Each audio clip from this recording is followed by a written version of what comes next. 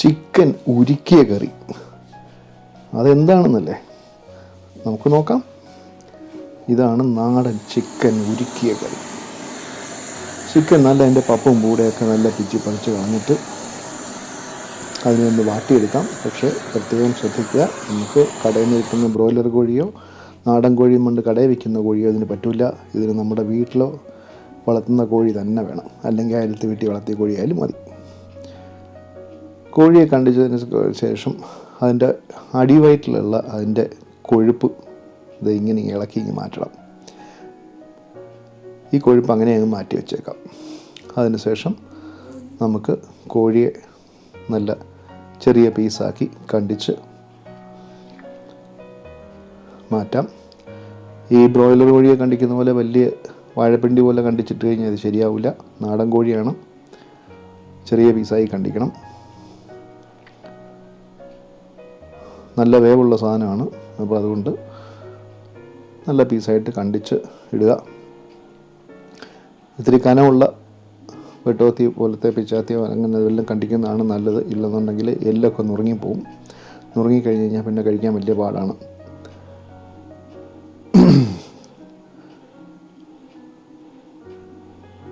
ഈ കാല് കണ്ടിക്കുമ്പോഴും പ്രത്യേകം ശ്രദ്ധിച്ചോളുക.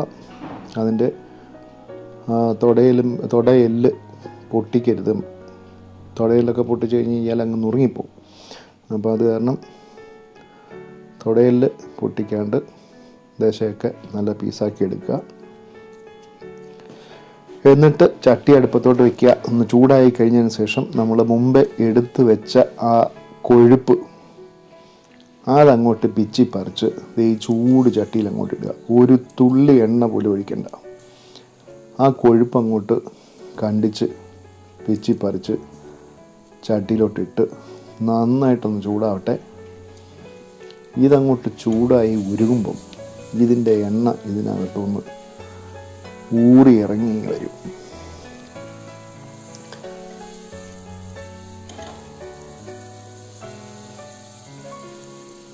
നന്നായിട്ട് അത് ചൂടാകുമ്പം എണ്ണ ഇറങ്ങി വരുന്നത് നിങ്ങൾക്ക് കാണാൻ പറ്റും. ഇങ്ങനെ ഇങ്ങോട്ട് എണ്ണ ഇറങ്ങി വരുമ്പം ചറപറാന്ന് കുറച്ച് കുരുമുളക് അങ്ങോട്ട് വാരിയിടുക. ഇത്തിരി പട്ട, ഇത്തിരി ഗ്രാമ്പു, പെരിഞ്ചീരകം, ഇമാതിരി സാധനങ്ങളെല്ലാം ഇട്ട് ഒന്നൊന്ന് ഇളക്കി കൊടുക്കുക.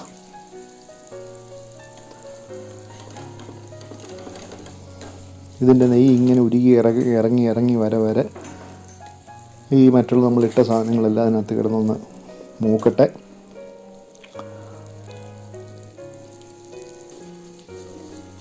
ഇടയ്ക്കിടയ്ക്ക് ഒന്ന് ഇളക്കി കൊടുത്തോളാം, ഇല്ലെങ്കിൽ അടിക്കങ്ങ് പിടിക്കും.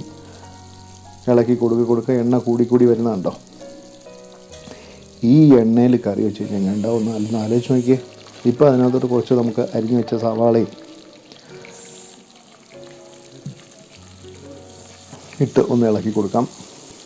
അതൊന്ന് വരട്ടെ നന്നായിട്ട്. നമ്മളിപ്പോൾ ഇതിനകത്ത് ഒരു തുള്ളി എണ്ണ പോലും ഒഴിച്ചിട്ടില്ല. ഈ കോഴിയുടെ നെയ്യ് തന്നെ ഉരുക്കിയെടുക്കുകയാണ്. കറിവേപ്പില, പച്ചമുളക് ഇതെല്ലാം ഇട്ട് ഒന്ന് മൂപ്പിച്ചോളാം. നന്നായിട്ടൊന്ന് ഇളക്കി കൊടുക്കുക. അതൊന്ന് നന്നായിട്ട് വരുമ്പം ചതച്ച് വെച്ച ഇഞ്ചി, വെളുത്തുള്ളി, ചുവന്നുള്ളി, കറിവേപ്പില, തക്കാളി ഇതെല്ലാം കൂടെ അങ്ങോട്ടൊന്ന് ഇട്ട് കൊടുത്ത് നന്നായിട്ടൊന്ന് ഇളക്കി കൊടുക്കുക.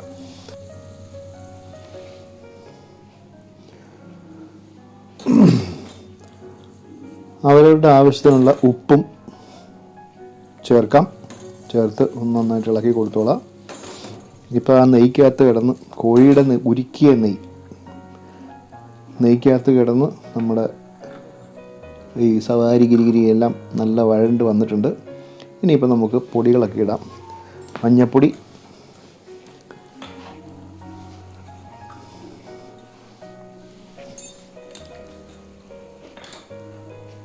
പെരുംജീരകപ്പൊടി, ഗരം മസാല,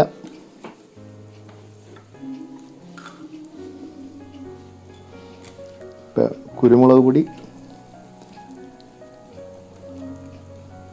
നല്ല കാശ്മീരി ചില്ലിപ്പൊടി. കാശ്മീരി ചില്ലിയാണ് ഞാനിപ്പോൾ ഇവിടെ ഉപയോഗിച്ചേക്കുന്നത്. കാരണം പച്ചമുളകും കാന്താരിയും ഒക്കെ നേരത്തെ ഞാൻ ഇട്ടിട്ടുണ്ട്. അപ്പോൾ അത് കാരണം വലിയ എരി ഇനിയും വേണ്ട. അതുകൊണ്ട് കാശ്മീരി ചില്ലിയാണ് ഇട്ടേക്കുന്നത്. പിന്നെ ആ കളറും എങ്കിലേ കിട്ടുള്ളൂ. മല്ലിപ്പൊടി ഇതെല്ലാം കൂടി ഇട്ട് ഒന്ന് ഇളക്കി കൊടുക്കുക. ആ കോഴിയുടെ ഉരുക്കിയ നെയ്ക്കകത്ത് കിടന്ന് ഇതെല്ലാം ഒന്ന് മൂത്ത് വരട്ടെ. ഇതൊക്കെ അങ്ങോട്ട് മൂത്ത് വരുമ്പം നമ്മളവിടെ കണ്ടിച്ച് കഷ്ണമാക്കി വെച്ചിരിക്കുന്ന നാടൻ കോഴിയുടെ ഇറച്ചി അങ്ങോട്ടിട്ട് നന്നായിട്ടൊന്ന് കുത്തി പുരട്ടി ഇളക്കുക. അരപ്പൊക്കെ നന്നായിട്ട് ഇതിനകത്തോട്ട് കൊണ്ട് പിടിക്കട്ടെ. നന്നായിട്ട് അങ്ങോട്ട് ഇളക്കിയതിന് ശേഷം ആവശ്യത്തിന് വെള്ളവും കൂടെ വെച്ചിട്ട് കുക്കർ അങ്ങോട്ട് അടച്ച് വെച്ച് ഒന്ന് വേവിക്കണം. നല്ല മുറ്റിയ നാടൻ കോഴിയാണ്. നമ്മുടെ പെരടത്തി കിടന്ന് വളർന്ന കോഴിയാണ്. ഇതിന് നല്ല വേവുണ്ടാവും. അതുകൊണ്ട് തന്നെ ഒരു 4 വിസിലെങ്കിലും വരത്തക്ക രീതിയിൽ നന്നായിട്ട് വേവിക്കുക. ഇപ്പം നമുക്ക് തുറന്നു നോക്കാം. കണ്ടോ, എണ്ണ തെളിഞ്ഞ് നിൽക്കുന്നുണ്ടോ? നമ്മൾ ഒരു തുള്ളി എണ്ണ ഒഴിച്ചിട്ടില്ല.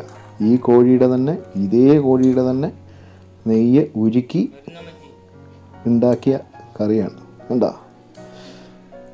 അപ്പം ഇത്ര എണ്ണയും കൂടെ ഒന്നും വാരിക്കോരി കഴിക്കരുത്.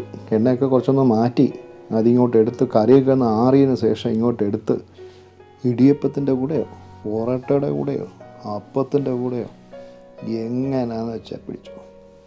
ഇനി ചോറായാലും കുഴപ്പമില്ല, ഏതിൻ്റെ കൂടെ ആയാലും ഇമാതിരി കറി ഉണ്ടെങ്കിലുണ്ടല്ലോ ഒന്നൊന്നര കഴിപ്പായിരിക്കും. അപ്പോൾ നമുക്ക് അടുത്ത എപ്പിസോഡിൽ ഇനിയും കാണാം. Thanks for watching. Relax and watch.